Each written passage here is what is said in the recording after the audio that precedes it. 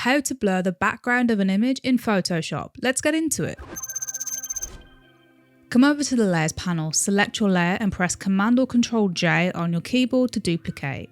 Next, we want to rename our layers. I'm going to name my bottom layer Blur and my top layer Subject.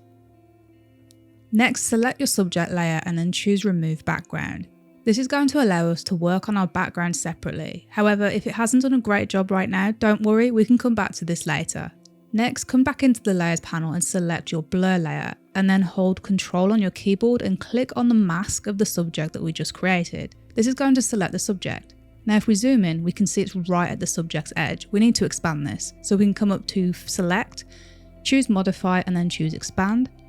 I do find working with a value of 5 pixels works well, but you may need to tailor this to your own project. Next, with the blur layer still selected, come up to Edit, and then we can choose between Content Aware Fill or Generative Fill. I find I get better results with Content Aware Fill. Doing this is going to remove the subject from our background layer. We then want to output to current layer and choose OK. Next, press Command or Control D on your keyboard to deselect. And as we can see, we've separated our subject from the background here. Next, we need to right click the background layer and choose Convert to Smart Object. And then we need to come up to Filter and then come down to Neural Filters. Under the Filters panel, we need to scroll down until we see Depth Blur and enable this.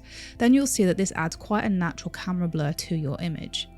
We can adjust this with the focal point by selecting an area of the image that we want to remain in focus. In my example, it's this hiker's feet. For focal range, if we bring this all the way up to the top, it's going to make our image look much more like our original. Decreasing this down to 0 will give us that nice blurred background, but we can adjust the blur strength by increasing this slider like so. Play around with this setting until you have the right blur for your project. You can also adjust the haze, temperature, tint, saturation, brightness and grain of your image, fully customize this for your projects and then output to the smart filter and choose OK.